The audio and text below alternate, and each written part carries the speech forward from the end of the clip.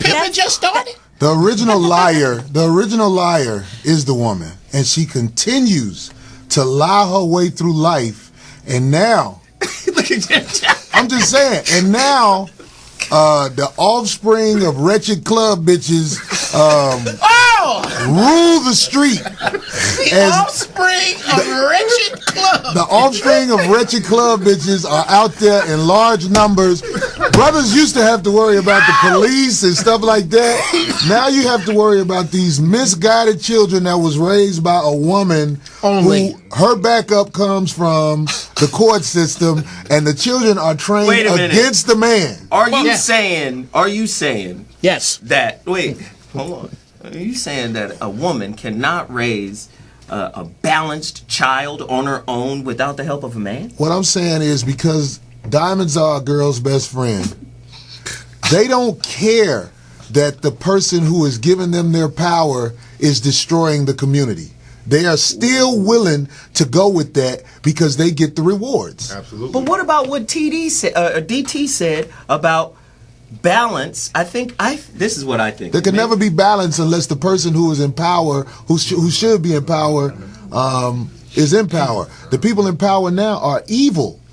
And women are like, well, fuck it, they in power, so we running with them. So you saying whoever got the power, they got the women. Right, so we don't have to worry about the women necessarily because they will follow whoever is in power. Dr. Mark does not agree with you. If I got money at the club, I got power. I can fuck most of the bitches in the club, and I know motherfuckers don't like to hear that, but it's the truth. Whoever is in power, that's who the women will follow automatically. Good or bad. Our war is so not I can be with, a devil worshiper, but if I got power, our war is not with the women. There are resources. Maybe you want some more Lucifer juice? Right. Our war is with the people in power. Absolutely. They'll follow behind once we get our power back. Interesting. You don't agree either, Brandy, do you? I see you looking. He's steaming. Yeah, I just think it's all ridiculous. Her talisman is glowing. You're upset that a woman can't raise a child properly by herself. Well, why don't you take yourself home and raise your child too? Okay, here's a reason. There's a reason a lot of black men aren't in the home. I'm sure there is. Did you want that answer? I'm sure there are. Would you like that I'm answer? saying that in general. Men should never get mad at women because I guarantee you, no matter how much they yap, if you have the money and power, them bitches will be right up under you. You don't even have to. I don't give a fuck if a bitch hate me. If I got enough money and power, that bitch will smile with me and do what the fuck I want her to do as long as she can get some money or whatever from me. So it doesn't even matter. Money and power purchases the woman. Look at all of the single moms. And they want to act like they're victims. They're not victims. They just fuck who they want to fuck instead of who they should fuck. All relationships are based on a level of dependency. The children, you need somebody to, you need your parents. Men, historically, you needed a woman there to take care of the home. Women needed the man to protect them. There was always a need there. In the 60s, we had this independent shit where I don't need no man. That shit started popping. And look what happened. The shit just really unraveled. So we have to go back to that perspective and find out what went wrong. That independent thing destroyed the community. You should turn that into a question. Let me do this. DT, turn that into a question. Let me ask you this. Tariq, DT, hold on. Let me ask you this. You're the men's advocate in the room, right? She went to school for this here, UCLA. That's right. Is there some real grounds for men to have an argument, a grievance for how society is going in terms of, we already know there's a judicial gender bias in court. Or should we just go home and take care of our damn kids? Should we just suck it up and just stop bitching? Yeah. Go ahead. Yes, there are grievances. Brandy said yes. We should shut up. And yes, there are laws that need to be changed. And yes, custody issues do need to have a complete overhaul. But shy of all of that happening, I agree. Prior to 1964, black men were very relevant. They were very important in the household. Go ask your grandpas and your uncles and what have you. They were very relevant, and the politicians bought your vote. Ooh. Lyndon Johnson said, we're going to create this social program, so if you pop out more kids and there's no husband around, you're going to get more money. That's where it started. Let's go. Politicians bought you out. But prior to then, black men and black head of household households were very relevant and there was no broken families back then. So here's my point. You know, so black male we have to in- figure in a position where he couldn't protect you, you can get raped, and he has to stand there and watch that. On a subconscious level, there's a certain level of disrespect there because he can't protect you. But sisters still wrote it out in the 1960s when they gave sisters the option of, hey, we'll take care of you. You don't need him no more. A lot of sisters was like, cool. So we got to be real about that. We keep getting blamed for abandoning the family, but a lot of women go into relationships saying, well, I'm going to have a baby and I don't need no man.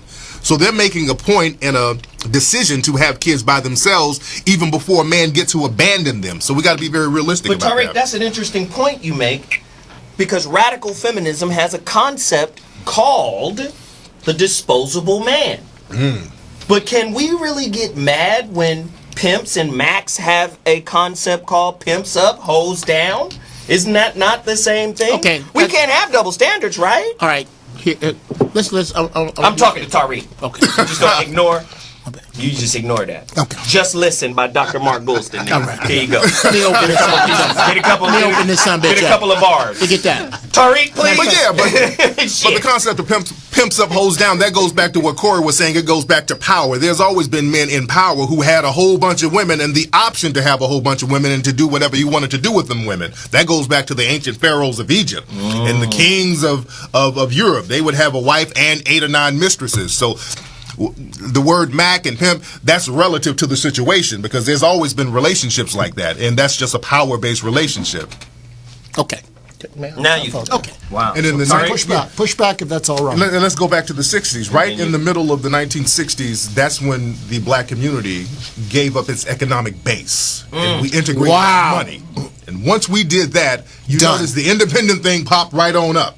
Because the thing is, we as black men, we became dependent on the system for employment, work, jobs, homes. So black women were like, if you're dependent on him and I got to depend on him, fuck you. I just go directly to him now. Whereas other groups and immigrant groups, when they come over, they don't try to get jobs. They come over and they build their communities. They get their businesses. Tariq, can it be said that the system Allows has marginalized black men? Absolutely. And not black women? Absolutely. Absolutely, because the system economically deprived the black community on purpose. I mean, when you look at Jim Crow, that was purposeful economic deprivation. No blacks here. You can't work here. These all-white unions, they went out of their way to economically deprive us. And then they came in as the rescuer saying, okay, black woman, since you don't have no money, we got you, but he can't come in the home. And if you remember in the 1960s, when they would put black women in these housing projects, they would literally go in those projects looking under beds, looking in closets, looking for male shaving, shoes, all that stuff. Literally making sure there was no man nowhere around. And before that, black women would be very selective about the men they procreated with. There have always been dusty-ass dudes in the black community. Women just wouldn't fuck them.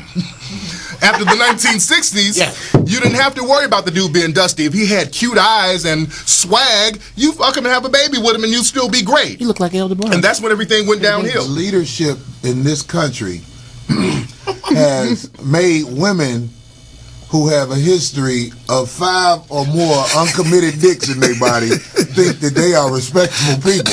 They don't even think they hoes. They think that they just good people walking around, but they spend their whole life until they get too old and don't nobody want them no more, chasing imaginary shit because the leadership in this country told them that you are still a woman. You're not a whore.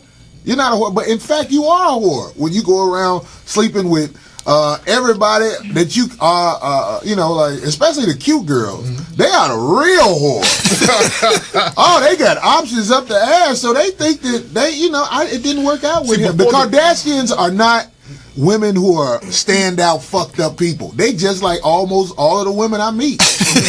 I'm just saying, it's just they got money. Is that why they're famous? Because they got money and they got fame. But most of the girls who I know, they are famous because these broads identify with them. The ones I met in Hollywood, that's how they get down. But then they act like angels when they think you don't know their story, but everybody tell your story. That's another thing these women got to understand. These dudes are not loyal to you. They put you out there, everything you did, and you can't believe everything people say, but when enough people say, "Oh, that bitch, whoop-de whoop-de-whoop," but we know you, bitch. You can't act like you not no motherfucking jump around, bitch. Everybody know you.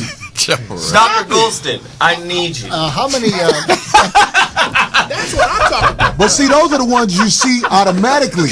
Like, you know they wretched, but you got the women who hide out in the under the right. cloak and They act like they good people, but if you follow their behavior for the last few years, it's a reason they in the position they in today. But they'll never claim it. They'll never say I'm a raggedy bitch who fucked who I wanted to fuck. People who never had good intention by me. I just wanted to be with that person because they either had money or they had long, pretty hair. These are the bitches. They worse than the bitches in the car with the strollers because they didn't keep all their kids. They killed all their kids. They call it abortion, but they had them kids yanked. Sucked out of their them bitches need to wear Yankee caps. I'm just letting you know. I'm just saying. And Corey Holcomb walks the bases.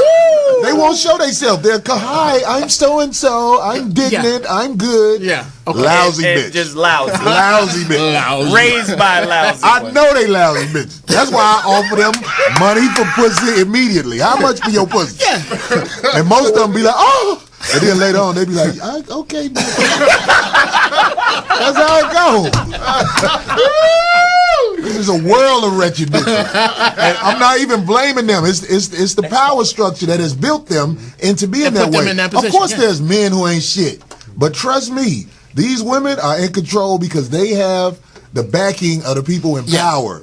That's why you go to jail and they don't. Wow. There is that. Hey, Let me. I'm not married. I don't have any children. No children. No children. You Not didn't married. keep any children, or you don't have any children? None of your business. Corey, shit! That means she didn't keep them. All right. I'm going in this direction. There are. Earl Campbell of I didn't keep any lousy dudes either. That's what it means. Okay. Go ahead. All right. You didn't keep them by the I'm trying. Come on, Jeff. Buy pussy from these bitches till the war start. That's all you do. That's all you do. Don't talk to these bitches. Brandy! You talk to these bitches, you're going to lose your mind. Brandy, help us! I feel sorry for your baby mother. I feel sorry for your aborted kids. Where are we? Sorry. So I think You cannot make any assumptions about my life. Let's go. She made assumptions about my life. No, I She didn't. feel sorry for my baby mama. My baby mama, everybody all right. She's speaking in general. I'm speaking in general. She said my baby mama. Yes, she did. She's speaking I in said general. though. your. So, but I mean, if you. I mean, she was just talking generally. In not general. sure. Everybody is fucked up. Yeah, Caucasian people are the reason me and Brandy aren't getting along right now. Because if Brandy was raised in a village where people were taught respect,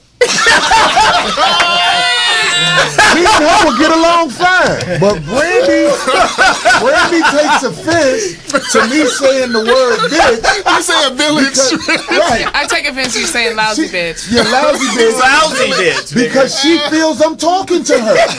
No, but She you. thinks I'm talking Okay, about her. Corey, you so- thought I was talking to you when I said I feel sorry for your baby mother. So maybe it's How can maybe I we're a not? little bit That's what I equally thought. yoked That's here. apples and Maybe bowling no. balls. Hold on, let's stay out of this. That's Jeff. apples and bowling balls. I want to address Corey right now because Corey believes that I don't love him. And I know you don't love me. Now. Right? Let's No. stop all that bullshit. Listen, Corey believes that I don't have love for him, and I'm telling you right now that is absolutely 100% wrong. Oh, okay. As a black woman, listen, as a black woman, I can't be any more support. I do. Come I give him couldn't a be big old any juicy more wet kiss. supportive. You know, because We need then I'll be his hoe. confirmation. I'll be his lousy bitch hoe. But I can't. I am so supportive, and I am so far behind getting behind brothers, black men. I mean, I love everybody as human beings, but I What want about to beyond see. the physical part? I was going to say this. Let's have common language. When people say they love you and veins are sticking out their neck and their forehead about to cave in, I mean, that's hard for us to, you know, your shoes is too tight and you can't pull up on the lace. Bobby. You ain't got to tell nobody. It's going to show on your I foot. love you. Yeah. Can I get Actually, you? though, Can I get the no. doc All right. Hey, Can I have the doc ask me that question, please? no, Corey Holcomb. Yeah. So you can check out my movie I'm coming out with. I put together and everything. It's called 12 Years of Side Bitch. Story about a bitch who hung in there with a motherfucker. They got powerful scenes when the actress like, you said you was gonna be free. Powerful movie for you side bitches out there, white.